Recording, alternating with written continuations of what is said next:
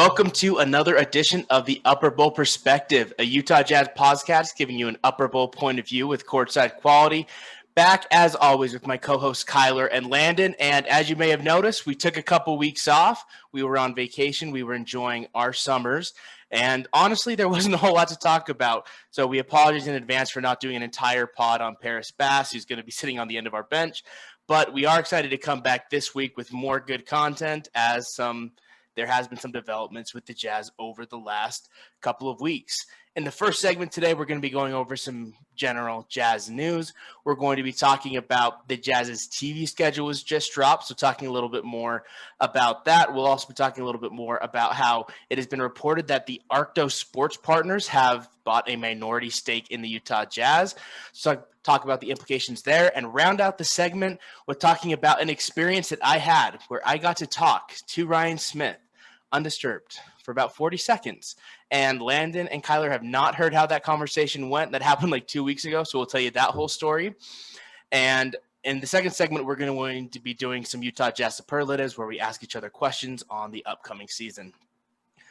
So first point of order for today, Kyler and Landon. The schedule was released, the TV schedule. The Jazz have exactly one nationally televised game, which will be against the Knicks on November 15th. It looks like they're already prepping for a Donovan Mitchell trade to New York. But that's it. It's on TNT. No ESPN games at all during the entire season. And we have 3 NBA TV games against Portland, the Clippers, and the Wizards, with the last one being on December 22nd against the Wizards. So the Jazz have no games on national television or on NBA TV from December 22nd until the end of the season. Now, a lot of Jazz fans are saying that this is a slight after we've been to the postseason 5 seasons in a row. But I'd love to hear your thoughts. After they dropped the schedule, did you feel like the national TV was really bagging on small market teams, or did you really just feel like, nah, man, I get it? I mean, honestly, you think about it, the Jazz traded arguably their best player.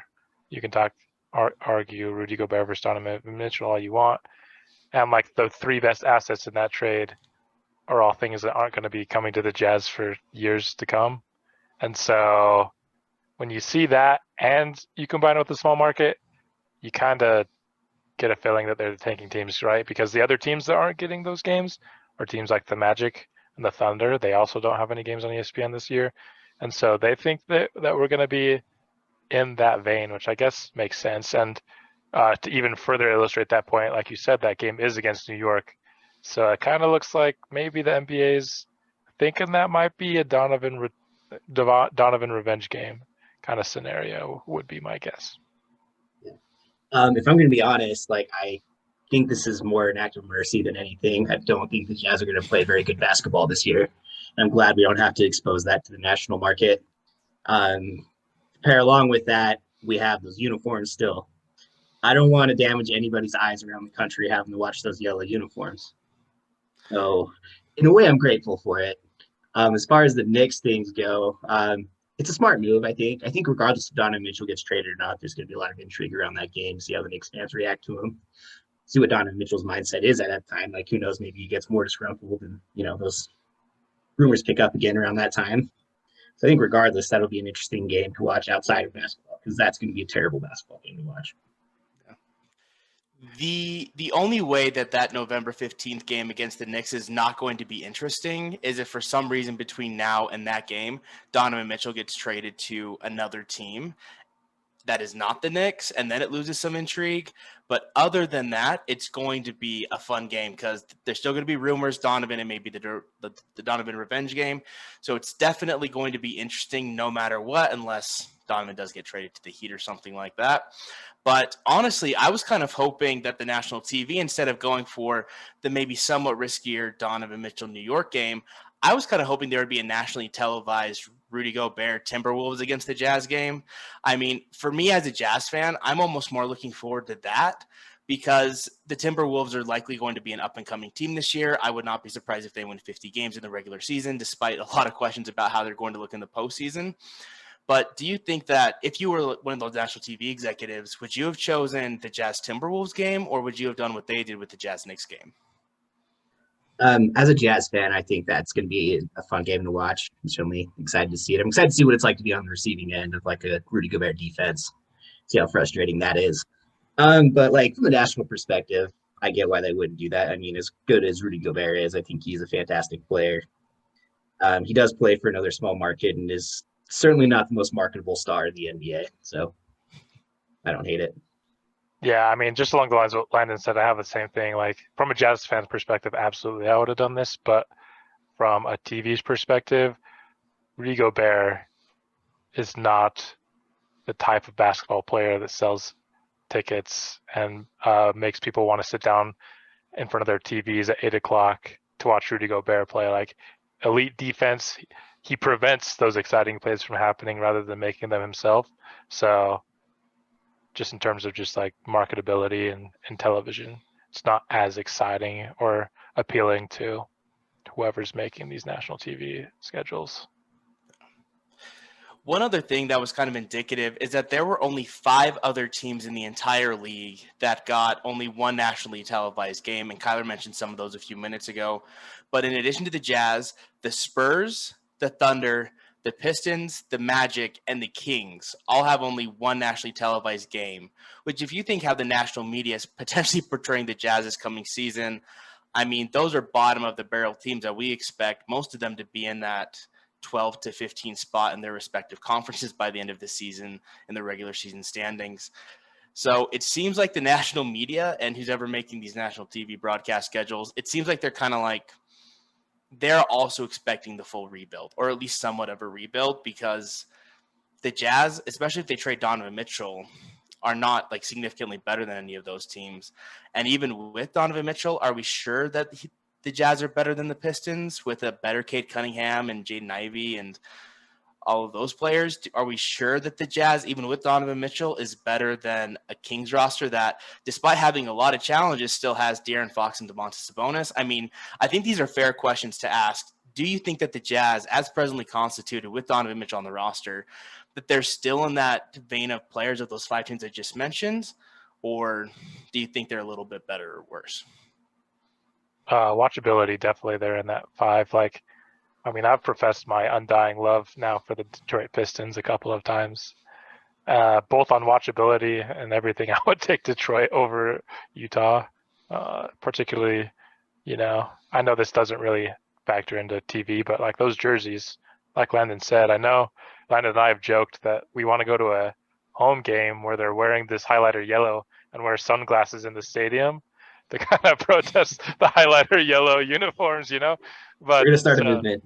yeah, we got to start a movement. Like us 3, we gotta get that movement going. But anyway, that's besides the point. Yeah, I think Donovan Mitchell or no Donovan Mitchell, in terms of just straight up watchability, the Jazz are in that very bottom tier. I would agree. I can't say exactly which teams in that group that they would be better or worse than, but I definitely think they're in that tier as constructed right now. Yeah. So for all you Jazz fans that I saw on Jazz Twitter saying that it was a disrespect to small markets, that it's not fair to the Jazz, it's also important to recognize that when they create the national TV schedule, they're going for viewership. And small market teams, especially ones that aren't going to be high playoff seats, are not going to get a lot of nationally televised games. And the Jazz were not the only team that were in this bracket. There were 5 other teams with them. So as much as we may, or in this case, because of the highlighter jerseys, may not want to see them on national TV, I think it's fair. I think it makes sense. And as diehard Jazz fans, we'll still be watching a lot of Jazz games, even though they may not be on national TV. And hopefully the other diehard Jazz fans with us will continue to watch on Fubo or DirecTV or however you stream the local games. Moving on to the second part of this segment, we did hear that Arctos Sports Partners have agreed to buy a minority stake in the Utah Jazz from the Smith Investment Group, which is headed by Ryan Smith, the primary owner of the Utah Jazz. And it's also been reported that long-term, they would like to bring a 3rd professional sports team to the state of Utah to add on to already Real Salt Lake and obviously the Utah Jazz. When you heard about this investment, just what were your general thoughts? My general thoughts going into it, I guess, I don't know, probably goes into like the cynicism that I have sometimes. I thought like, okay, what does this mean for like the Jazz's long-term future? But thinking about it and knowing that like the Jazz are owned by Ryan Smith, I think this is actually pretty cool, pretty exciting to have, an investment group that has type of connections, resources they have backing the Jazz. I think only positives can come from it. As far as like bringing another sports team is, the only other team, if I'm being honest, I'd like probably really get into if they were to move here would be like an NFL team.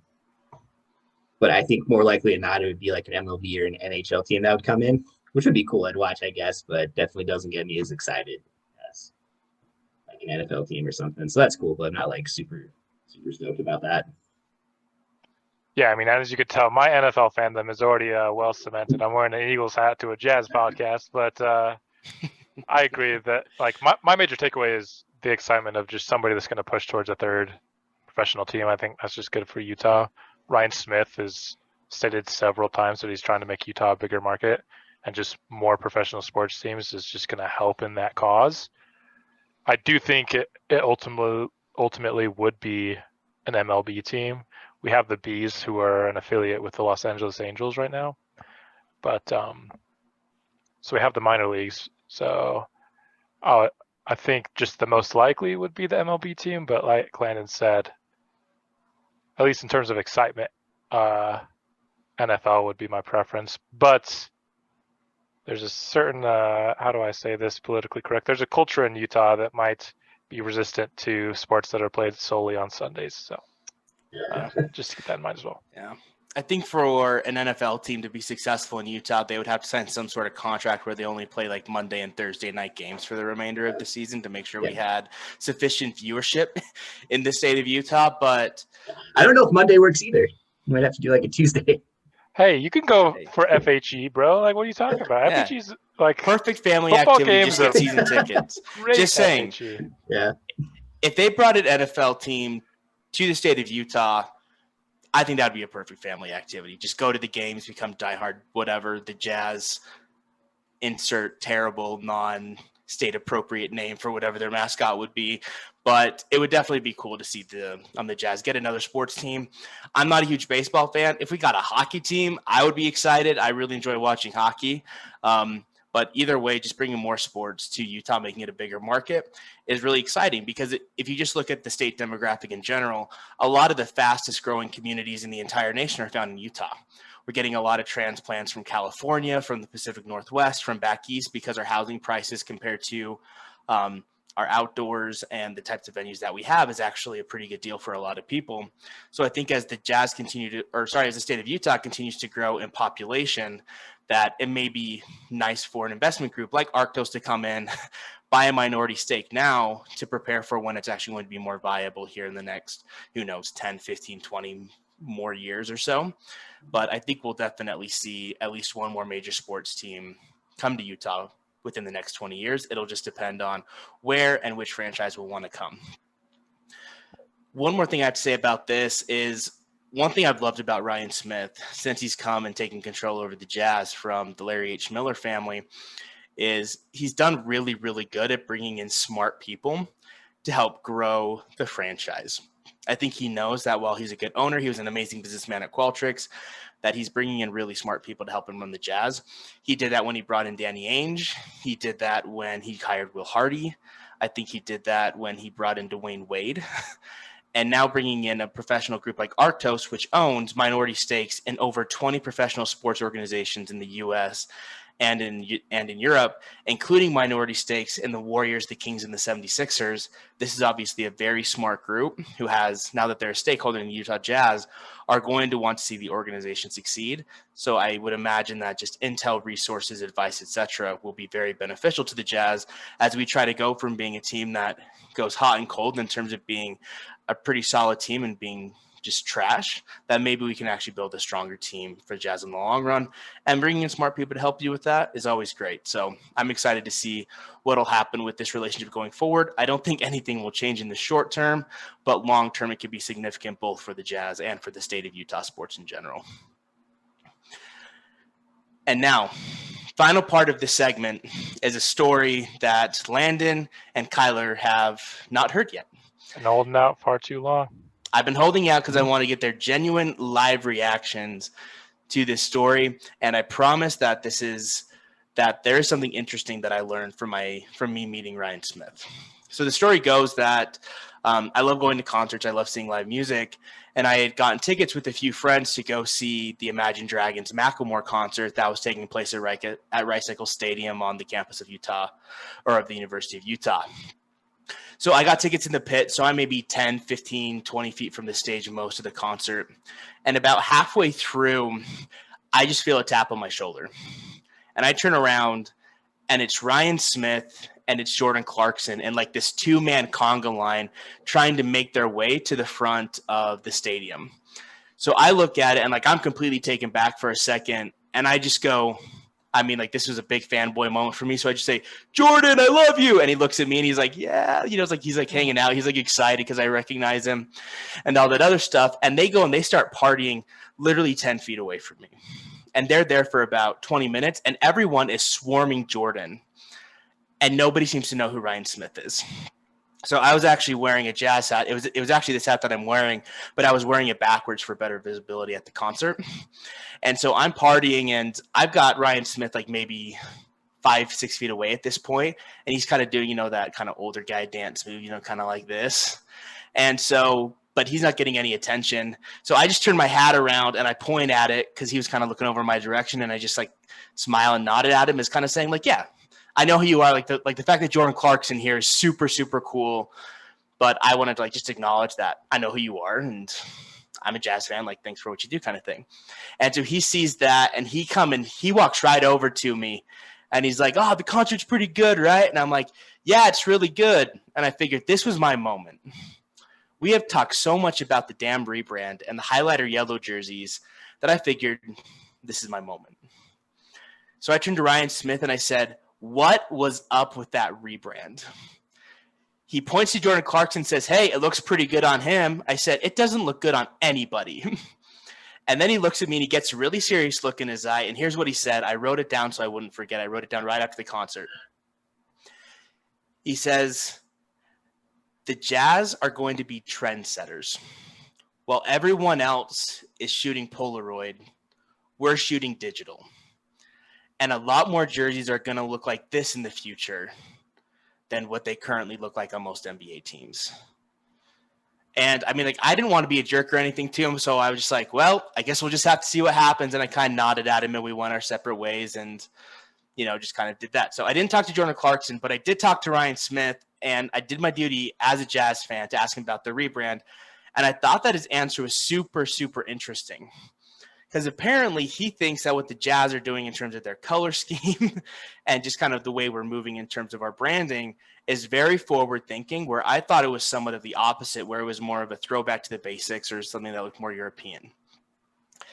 After hearing Ryan Smith's response to that rebrand, thinking that they're being very forward thinking, that this is going to catch on in the future in the NBA, what do you think? Does this give you more faith in Ryan Smith, less faith? Do you think he's crazy? Do you think he's on something? Like, I've been thinking about this for like 2.5 weeks now, and I still don't have a great response. In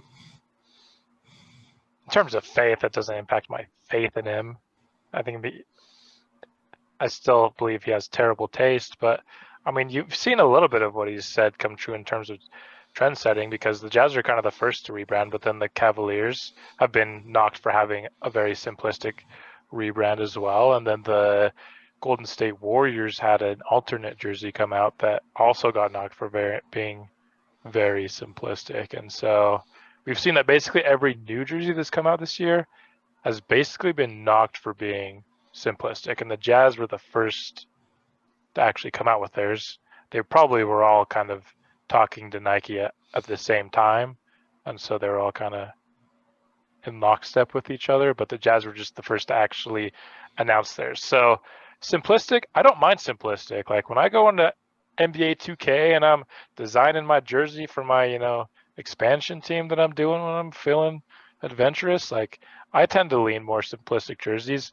The color scheme is trash and the font size is trash. That's my thing. I don't mind that it's simple. I mind the other choices in the jersey. And so kudos to you, Ryan, for being like the first to introduce the simplistic wave of the offseason. Sure. But simple, like I don't mind the Cleveland jerseys. I don't mind the Golden State jerseys because the colors don't suck and the fonts are like the size they're supposed to be. So maybe right on one account, but still really, really off the mark in a couple really important ones as well. Yeah, I respect like the ambition to try and be a trendsetter. Try to do something that hasn't been done, do something that like maybe other teams can follow. I think you could maybe make the argument that that sort of happened with the Jazz's first like gradient jersey that they brought out. I mean, that looked like, I don't know about you guys, I felt like that looked pretty bad when you saw it on court and on players, and you thought, okay, this is actually awesome looking. And it's probably one of the best selling jerseys the Jazz have ever had, that and the dark mode one. So, and I think you kind of saw that same type of gradient with some other teams going forward after that. So I think there's something trying to be a trend center, and I respect that. And I mean, look, he made his billions off of data analytics, right? Of predicting trends, doing things like that. So maybe there's something to that, and it'll look really dumb in a couple of years. But no, I can't get behind these jerseys. Yeah, I mean, they don't look good. And but to your point, like that gradient, like we saw Denver introduce a gradient either the year after or 2 years after that one, and I think another team did gradient as well, but I can't think of right now. But so in that sense, yeah, we set a mini trend. Like a couple other teams did it, but yeah, I don't know. Maybe I believe that the simplicity trend is going to be here to stay for a little bit. Maybe over the next couple of years, we'll see even more rollout that are kind of that simplistic nature. But like, there's still like design details and constructs that are aesthetically pleasing and not aesthetically pleasing, right? Like in music, there are chords that sound good and there are chords that sound terrible. And this is just this combination of color, font, and stuff. It just doesn't mesh. Yeah, I agree. I don't have much else to add. I think that I agree with a lot of what you both said. Like, if they just would have had the same jersey, very simplistic, but change the font size and have it be a more modern purple than that highlighter yellow, I think I would have been all about it. I think I would have been very supportive of the rebrand. But I think it'll still be very interesting to see how the sentiment of the highlighter jerseys grow over the course of the season, to see if people still hate them as much as they do after 82 games, or if they're going to like them or hate them just as much as they do now. So it'll definitely be interesting, but I will say I've bagged on the rebrand a lot. I'm very complimentary of Ryan Smith. I think he's a fantastic owner and he's done a great job so far. So I think I'm at the point where I still really do not like the jerseys, but I think I'm willing to trust him just a little bit because, as Landon said, Qualtrics, the data they're able to gather and what they're able to do, they've literally changed the world in terms of how we look at data and analytics. So maybe they're able to know a little bit more than we do about the rebrand. So I'm hopeful. I'm really hoping that I like the highlighter jerseys more at the end of the season than I do now. And I'm glad for that we do have an owner that's willing to take some risks, because I think if we want to win a championship, that we're going to have to take some risk in terms of roster construction, in terms of how we run the team. So I'm glad that we're at least seeing that part of Ryan Smith, that maybe he won't be so conservative, that he's going to be willing to go out and do some things that are maybe a little controversial in hopes of actually pursuing the title, rather than just being a team that's decent, but not amazing. So I'm excited. We'll see what happens, but I thought that was a very interesting conversation. I hope I got all the words right. Ryan Smith, I apologize in advance if you see our podcast. I'm sure you're a normal listener. He's gonna be mad. That was the best. Up his words. That was the best that I could hear you while we were in the concert. Granted, it was Imagine Dragons singing very loudly, and we were very close. So if I messed up any of the words, I apologize. But it was an amazing experience. It was great to meet you and our boy Jordan Clarkson, and Jazz fan for life. And it was definitely a story that I'll be telling for a long time to come. I have one question, because you mentioned the Polaroid and digital. Yeah. Imagine Dragons has a song, Polaroid. Was that either playing or had it recently been played prior to that comment? Polaroid had not been played to my knowledge in the concert, and I don't think it was played at all. If I remember, the song that was actually playing when I met him was Hear Me, was the song they were singing when they first tapped on my shoulder. And then it was later during, I want to say, Demons is when like right at the end of Demons is when I kind of like turned around and showed it to him. Demons is my favorite song for him, so I was going crazy there. And then they started another song that I think was off of their new album, off of their new Mercury album that I didn't care for as much, and that's when I was less inclined to listen to the concert. Yeah, I don't know much about Imagine Dragons, so half of what you said made sense. But I was just wondering if that song influenced his word choice, but it didn't. So that's all I had to say. Big fan of their first album, and I think I just want to say real quick, like I don't definitely mean any like disrespect to like Grindsmiths or the ownership group or anything like that. Super grateful for what they've done for the team. Yeah, I appreciate a lot of what they've done. I think honestly, if you have like the win and the loss column, I think honestly the jersey rebrand has been the only loss for me. I feel like he's had a lot of really solid wins, and so yeah, I crap on the rebrand a lot. And yes, I will actually try to wear sunglasses to a yellow highlighter jersey game this year and try to get other people to do the same out of protest. But other than that, I think he's done really, really well.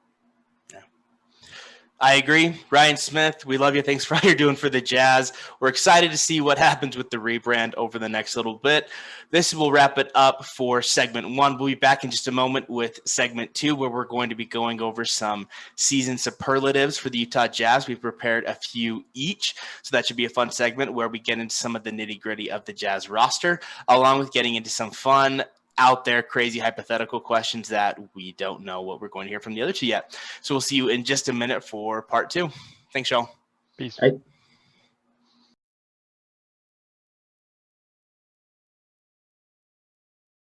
Welcome back to segment 2 of the Upper Bowl Perspective on this edition. After going over some news in the first segment, we are back to go over some season superlatives. This has been requested by a couple of our listeners, so your wish is our desire in terms of what we talk about. The way this is going to work is that we've each prepared 3 superlative questions that we're going to be asking each other, 2 of which are basketball related, and then 1 of which is just whatever the heck we want. We'll just go around with a circle. We'll start off with Kyler, Landon, and then myself. We'll each give one of our regular ones, the second one of our regular ones, and then we will give our crazy superlative. So 9 questions. We're excited to see what we come up with. Kyler, let's get it started. All right, I guess we'll start off mild. You don't just take the hot sauce all at once. So my most boring one. Which player is the most likely to lead the Jazz in total points this year? Not to be confused with points per game. So if Donovan starts the year with the Jazz, would be the obvious choice. But if he gets traded, say mid-season, who is the Jazz player most likely to lead the team in total points this season?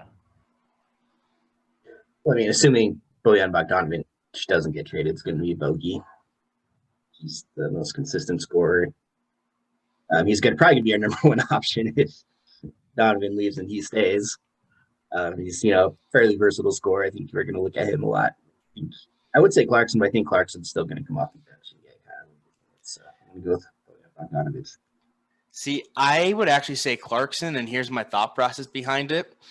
I think it's very, very unlikely that we have both Mike and Donovan for the entire season. I think Jordan's still going to be an elite scorer off the bench, and I think he's even going to get more looks than he did the last couple seasons just because of our options.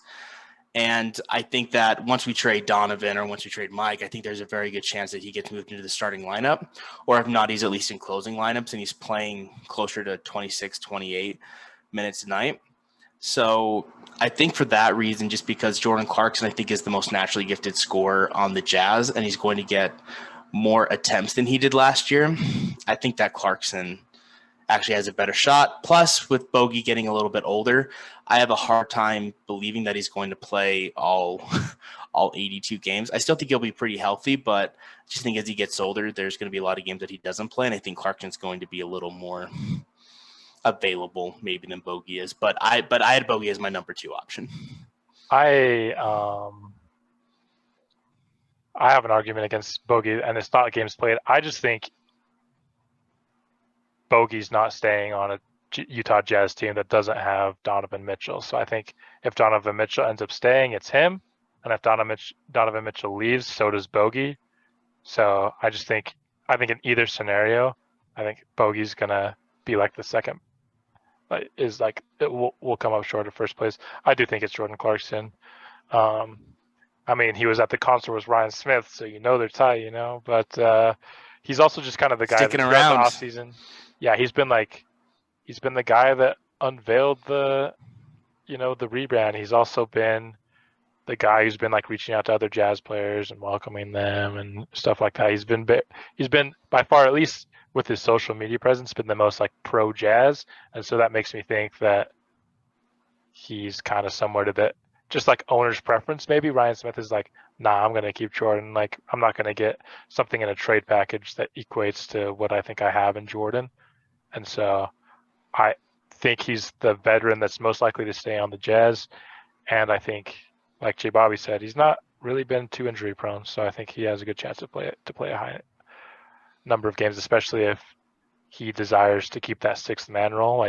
Even if, say, Malik Beasley's the starter and Jordan Clarkson just wants to gun it for sixth man of the year, so he stays on the bench, even though he's clearly the best scorer. So I think Jordan's the right answer. I would not be surprised if Jordan Clarkson averages 20, 21, 22 even points a game, just because our bench is really rough for scoring right now. So I think he's going to jack up a lot of but it won't be efficiently, but it'll be a lot of points. He's a fun ISO player to watch, so it could be a good time for 20 games. All right, Landon, what about you? First superlative. First move is I want to know which of the Jazz players we have right now is most likely to be in Defensive Player of the Year contention. Oh gosh, I hate Mike this question. Conley. Patrick Beverly ? No. Are we talking this season, Landon, or are we talking in the future? No, this upcoming season. The highlighter yellow color as a distraction to all teams that gaze upon it. That is my vote. The Utah Jazz highlighter yellow color is the most likely to be in Defensive Player of the Year conversations. That's the genius we were overlooking. The Jazz players have 3 months to build up an immunity, so we're going to win a lot of games, and people are going to miss a lot of shots just due to the fact that they're blinded when they pull up for 3 and they see white AF Walker Kessler like this in the paint with his yellow jersey. Is just going. Yeah, he's got to get those yellow sleeves too. If he gets the double yellow sleeves, yellow shooting sleeve, it's over, baby. It's over. That's exactly what Walker Kessler needs, is a shooting sleeve. Oh, it's going to be great. And those lime green Kobe's that everyone was wearing too. Yeah. Yeah, just go all in. Full highlighters all over your body. Headband too. Don't stop anywhere. Leg, sleeves, the whole thing. I like it. I like it. Right. So the real answer is the rebrand. My second answer is going to be, I don't think anyone on the Jazz is going to even be contention for Defensive Player of the Year. I don't think we have anybody who could fit that mark. I'm just going to say Walker Kessler, just purely because he was such an elite rim protector in college, that maybe if he gets the starting role and maybe if he blocks a lot of shots, then maybe he could be in contention. But I don't think it's likely at all for him. Just to make it very, very clear, I don't think Patrick Beverly is going to play enough minutes. Mike Conley's too old.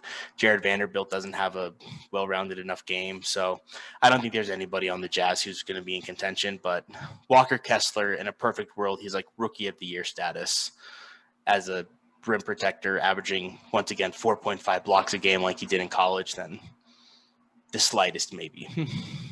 Okay. What's your answer, Landon?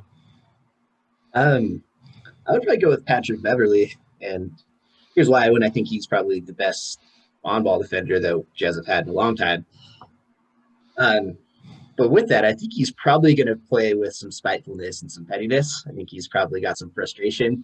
Oh, he's not a petty person at all. What are you talking about? Not at all. So I think he's going to bring a real edge, and I think he's going to take that out on defending players, and I think he's going to be able to hopefully light a fire, whether they like it or not, under some of the other guys that we have on the team, especially guard players. I think he's going to hopefully be able to instill some type of culture of defensive accountability on the perimeter.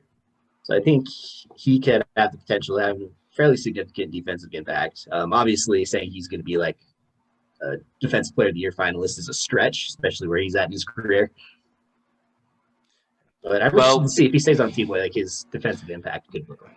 Yeah, I mean, not to disagree with everything you've said so far on these superlatives, Landon, but I do disagree. I know you did. I know. Just think of how much flack every non-Boston Celtics fan gave like Marcus Smart for getting the award this year. It's just at the end of the day, it's so much harder for guards to have like those true impact metrics. Like you can't really build a defense around a guard. I disagree with what Jay Bobby said about Jared Vanderbilt. Obviously, I'm going to stick with my first answer because I think it's far superior. But I think Jared Vanderbilt has the potential to kind of have, that stocks, on-off metrics. He can rebound.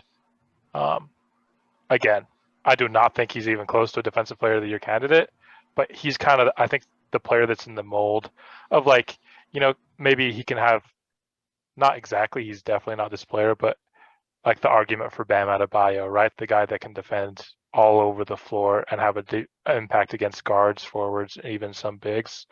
That would be kind of his argument. He just has a much weaker argument than Bam for like that same style of play.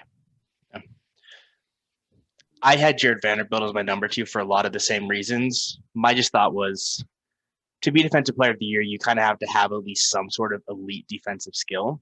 And I see Jared Vanderbilt being really decent or solid in a lot of defensive areas. I see a lot harder for him to get like an actual elite defensive skill point. Whereas with Walker Kessler, I think it's less of a stretch just because he was the best rim protector in college basketball last year. But I think you have a good argument. I had him as my number 2. I had Patrick Beverly. I don't know where on my list, but how many players are on the roster? 14? I have Patrick Beverly at 14.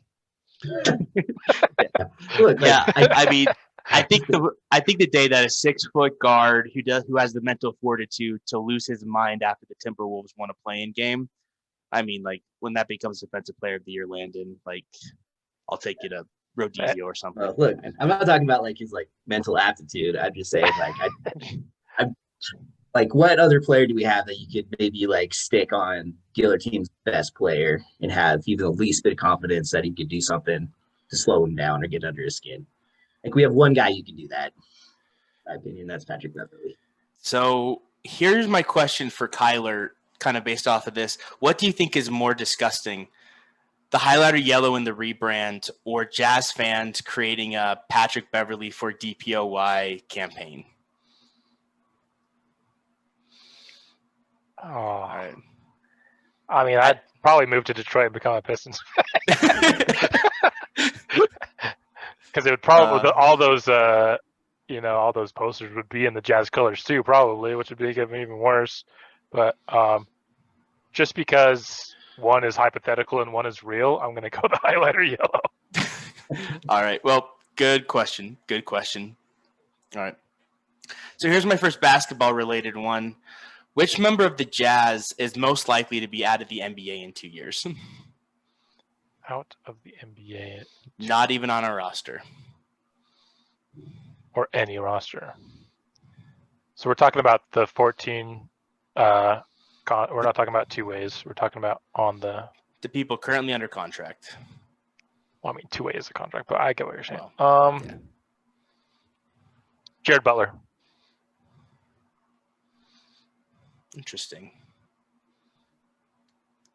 He did have a very disappointing preseason. So I guess as Landon's thinking, I will expound on that. He just has shown that he can't get by people. He's just he doesn't have an athletic edge to really take advantage of maybe a slower forward that's guarding him, nor does he have the size or any real elite skill set. He's kind of just this floor general type backup point guard, and sure, there's always room for that, but you had that injury history coming into the draft, and I think that's a role that there's a lot of supply of in the NBA, and so I don't know if he doesn't improve or play with the Jazz and then has another disappointing summer league. He's just not going to get a new contract with the Jazz, and he just might not get one at all, other than like summer league contracts, which you can get easily. And he has not improved very much since the Jazz drafted him last year. There's been very little improvement. There's been reports that the Jazz have been disappointed with the progress that he's made and that he hasn't been putting in the effort in the offseason to actually improve his game. So a combination of the disappointing start, the supply of his position in the league, and just the general inefficiency. Like, it's really hard to have a guard who can't score in the NBA or who's not an elite shooter. And Jared Butler is just kind of meh on just about everything, and meh on everything is not good enough to be in the NBA. So unless we see some improvement, I think that's a good one. Yeah. I think that Jared Butler will be given some opportunity this year to, show if he's worth the roster spot. So I think, the possibility for him to stick around is there. But yeah, if he doesn't show improvement, then I could definitely see him getting bounced. I think my pick for this is Rudy Gay. He's not getting minutes now. Can't remember when his contract expires exactly, but he is 36 years old. So that means in 2 seasons from now, he'll be 38. I have a hard time thinking that any team is going to give him a contract at 38 years old. That's a solid one. I honestly forgot he played for the Jazz. But yeah, like, he's 38. Who knows? Maybe like some team will sign him to the 14th and he could be a ring chaser. But he's not that kind of he's not like the kind of leader that you want to fill those veteran spots with. I think he kind of showed that he's just with the confrontations he had with Quinn Snyder last year, that's not the kind of guy. So yeah. No, I think that's a good answer. I thought about the two you mentioned and Udoka Azubuike, but I ended up going on Rudy Gay just because of the age more than anything. So cool. All right, Tyler, superlative number 2 for you. All right. Which player, and this does not have to be a current Jazz player, is the most likely to be the featured player on all the 2023 Jazz season ticket, advertisements, all the 2023 season hype stuff? Which basketball player, doesn't even need to be an NBA player if you think, a certain draft prospect, is the most likely to be the featured player of the 2023 Jazz advertisements and hype stuff?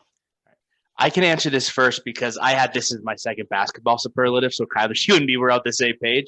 So I thought about this. I honestly think it's going to be whoever the Jazz draft with their highest pick in next year's draft. Okay, but I want a person. Hey, no, I'm getting there. I think that's most likely to be either Scoot Henderson or one of the twins. I don't think we're going to be high enough to get Victor Wembanyama, although if we do draft him, I think that he'll definitely be that guy. But so I think it's going to be one of the twins, or Scoot is most likely to be. Give me one player. Give me one player, J. Bobby. I don't want 3 players. The player most likely to be the guy that's on the advertisements, not the 3 that could potentially be drafted by the Jazz. Okay. Come on now. All right, then. I'm just going to say Victor Wembanyama because I think the Jazz, if they get an opportunity to draft him, will do it. So whoever they draft 2023, but I think the best player in that draft is going to be Wembanyama. Speak it into existence. I like that. Thank you. What about you, Landon? I agree. I think it'll probably be 2 players. I think it'll probably be Jordan Clarkson. I think he's going to be beloved in the city even more than he has been because I think he's going to stick around. It's going to be fun to watch. But then I'm going to say, in that same line of thinking, I'm going to say Scoot Henderson. I love him. I love watching him play. I think he's going to be really exciting to watch. I think the correct answer, if you're just using math, is Jordan Clarkson.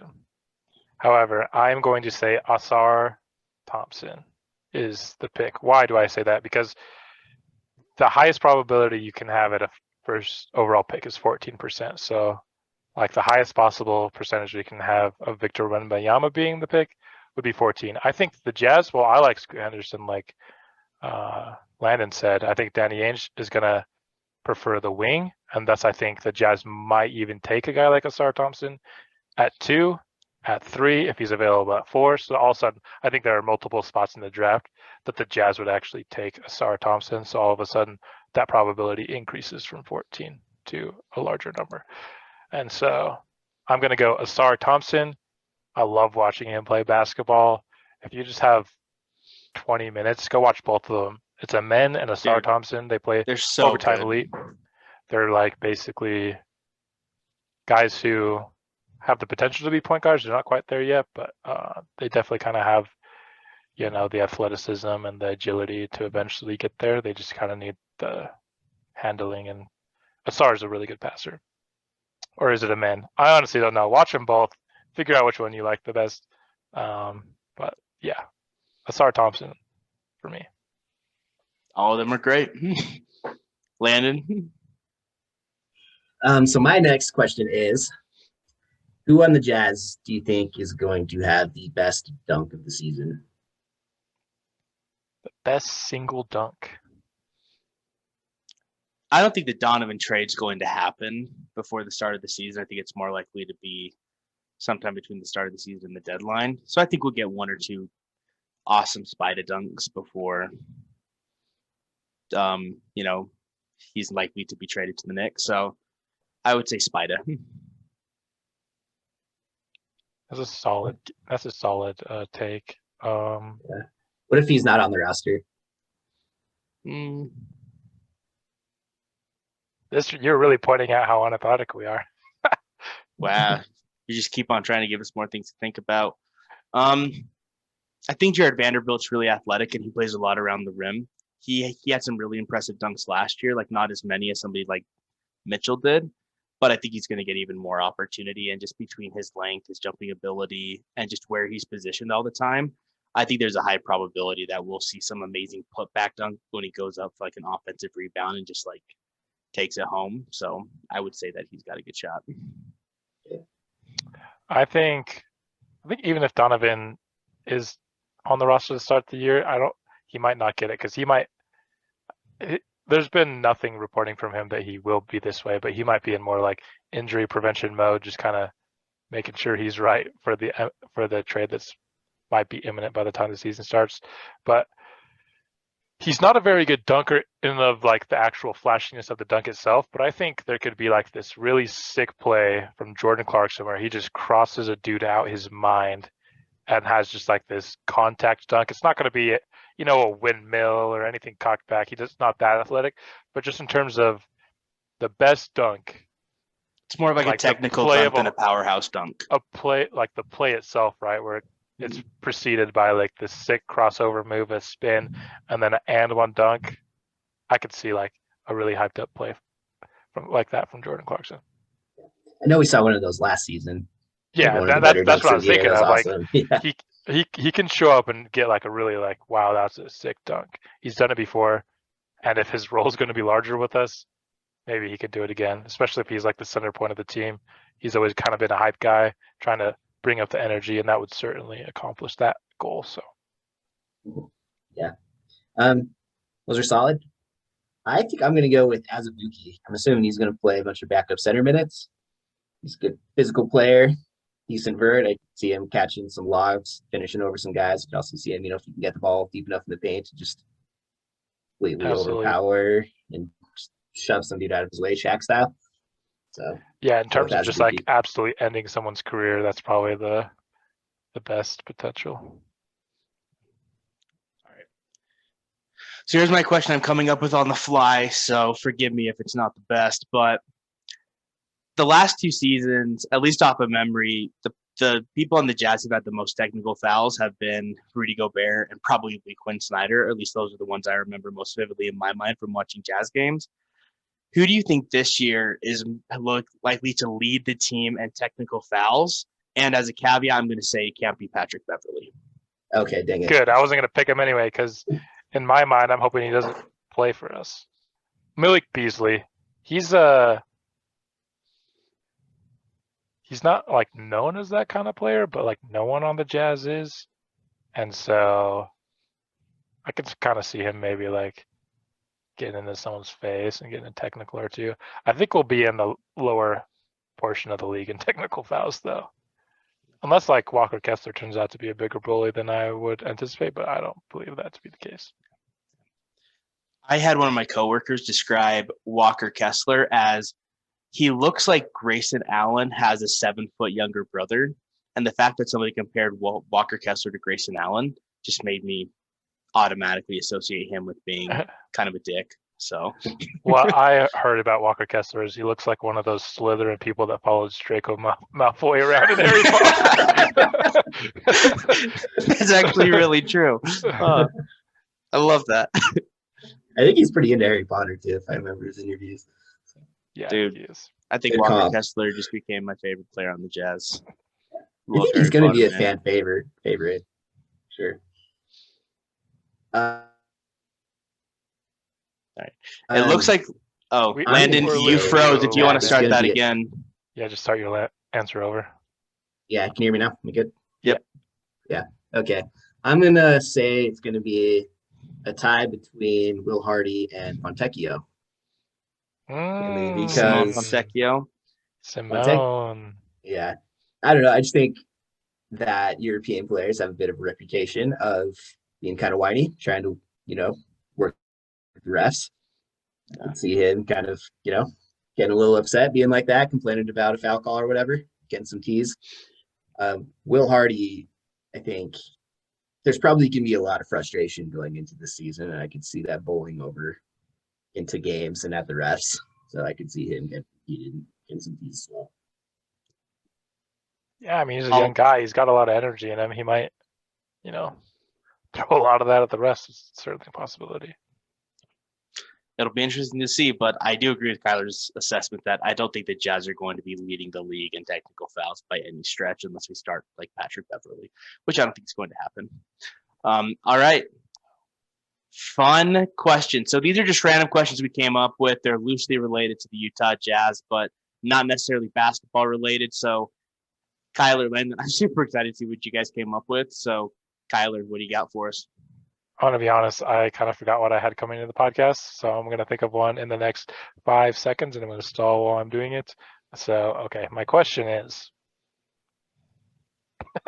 this is such a stupid question, but it's the one that came to mind. Which Jazz player is the most likely to ask for a taste of your food, but end up taking like a third of your plate?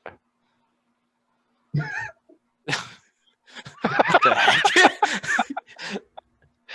Hey, Beverly. I said silly question when I pitched this idea. That's a silly question. Yeah. Oh, gosh. I think Patrick Beverly, he's the kind of dude who's going to be like, "Do you blow your defensive assignment tonight? Okay, you're not eating. Give me your food." I'm going to say Bogey, just because like his face, like he just always looks kind of angry sometimes when he's kind of in the zone. So I could be coming up like, "Hey, can I try that?" And you're like, "Yeah, sure." And then he just takes like half your pizza. So I think with Bogey, he would just be like, "I don't care. Like I'm just doing what I want," kind of thing. I'm gonna go with Simone Fontecchio. I think it wouldn't even be on purpose. He'd be kind of he might just like be awkwardly just like tasting and liking it, and the next thing you know, a third of your plate is gone. So Simone Fontecchio for me. I don't really know him, but foreign guys, maybe he's rude. Like you said, they tend to be a little bit whiny. Maybe they tend to be food stealers too. I guess time will tell. Not painting him in a good light for something he's like never seen him play in games. Yeah, we're and we were excited about the sighting. We are all about Simone Fontecchio. We love the fact that he gave to the Jazz. So he's got that dog in him, and sometimes that dog includes stealing people's food, man. Dogs gotta eat. Dogs gotta eat. All right, Landon, what do you got? I want to know which Jazz player would make the best president of the United States. Ooh. Dude, Mike Conley. I mean, like, he's just a nice dude. He's a family man. I could see him just, like, running on the platform of, I've never got a technical. I've been an amazing teammate. I won the Teammate of the Year award a couple years ago before coming to the Jazz. Like, I think Mike Conley is probably just the nicest, most well-respected member of the Jazz in terms of, like, quality of human being. And based on some of our politicians we've had over the last few years, not making this a political podcast, but we've definitely had some politicians that I think the quality has been lacking in who they are as an individual. So I think getting a guy like Mike Conley, who's very family oriented and is just a super nice guy with a great reputation, I think that he'd have the best shot. All right. I think that's the right answer, but since I don't want to repeat, I'm going to go for a different avenue of best. Mike Conley might do the best good for America, But who would just have a great time and be a very memorable president? Jordan Clarkson. Talk about the fashion, talk about the tats, talk about the way he talks. I think America would be very fun under a Jordan Clarkson administration. So I like the way the style he plays with on the court. I like the way he presents himself in the public. And so, I mean, talk about a guy like, I'm not very involved in politics. I would be involved in politics. I would want to hear everything President Jordan Clarkson had to say to me. And I mean, like, I can just see him up there in his Lululemon shirt, just like repping the brand while he's president of the United States. Like, absolutely, it'd be fun. Yeah. All right, Landon, what's your response on that? Those are definitely the two right answers. I was gonna go with Jordan Clarkson just because I think his like super chill, kind of love everyone, just have a good attitude type of thing is probably the type of message we need right now in the world. But I think maybe for the sake of argument, man, it's tough outside of those two. Yeah, it's really you could just break the tie. Just break the tie. All right, fine. I'm gonna go with Clarkson. All right, the democracy has chosen President Jordan Clarkson. President Jordan Clarkson, in Clarkson we trust. I am there at the inaugural ceremony in Washington, D.C. in a highlighter yellow jersey. All right, and last question. The NBA and its players have a long and storied history with the extended Kardashian family. Which Jazz player would be most likely to date a Kardashian? And Jordan Clarkson is obviously excluded because he apparently dated Kendall in the past. Yeah. It's already happened. What's the other Jazz player? Simone Fontecchio, dude. He's been getting a lot of hate. Let's give the boy some love, dude. He's going to go out there. He's going to give himself a Kardashian. Which one? He's not an ugly guy. Yeah, because depending on if that's like an insult or compliment, I think depends on the Kardashian you're looking at. Yeah, that's true.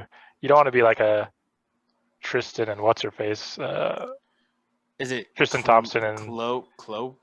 Yeah, it is Chloe. Yeah, I'm not very well versed in the Kardashians. Simone, we've dogged on you enough. Go get yourself an attractive lady at least. Yeah, I mean it's like paid to be attractive, but go get yourself an attractive lady. Yeah. The only time I see news about the Kardashians is when I get like notifications on social media that Tristan Thompson cheated on Chloe again, which I believe happened like in the last week or two. So maybe she'll finally dump him this time for being unfaithful, and maybe a guy like Simone Fontecchio who's younger, is ripped, come to the U.S. Like, who knows? Maybe a good option. Maybe. Kim's back on the market. Just I heard. I definitely didn't, read that on my own. Someone told me. Although I think the most fun one would be Walker Kessler. Like, he kind of looks like an awkward, just like basic white dude. Like, seeing him like with a Kardashian, I think would be like even more amusing than the Pete Davidson and Kim kind of relationship that happened. Like, that just made me laugh every time I saw it. Gave me a lot of hope for future of dating, because if Pete Davidson can get girls like that, then maybe there's hope for all of us eventually. Who knows? But it was. Man, way to announce to all our listeners that we're single. Jeez, J. Bobby. I mean, that's not something that needs to be public knowledge out here. I mean, it's like we have a game. Let's be real. I mean, it's like how many single guys are sitting at their offices at like 9:30 on a Sunday recording a podcast? I mean, no married people are doing this. No married people are doing this. A lot of married people are doing this. Yeah. I don't know what you guys are talking about. Yeah. It's like we already have time. I'll give my answer real quick. I think it's Jared Butler. He's, pretty good looking dude, pretty suave, pretty well spoken. I'm sure I could see him being pretty good with the ladies. I think he could probably, spend some time with the Kardashian. Yeah. It's not. We have seen Jared Butler on a date before at Nacho Daddy. Saw my Nacho Daddy right after he got drafted, and his date was gorgeous. So he obviously has. That's a solid some answer. level of game. I think that's the one. Yeah. Well, we've talked about Kardashians. We've talked about presidential elections. We've talked about food thievery. So if I ever run into Ryan Smith at another concert, I have a whole bunch of other hosts of questions to ask him. Just like at a concert, Ryan, who's most likely to steal your food, like when you're on the team playing, and then we can report back. So I don't have any concert tickets booked right now, but if I see him again, I know what to ask him. This has been another edition of the Upper Bowl Perspective. Thanks for coming back and listening after a couple-week hiatus. We will be back soon with an all-new episode as more information on the Jazz becomes available. Because it is the off-season, we may not be posting quite every week, but anytime there's good information to talk about or you have questions you want us to address, we will be sure to come on and give you the content that you're looking for. Thanks again for listening, and we will see you back soon. Have a good one.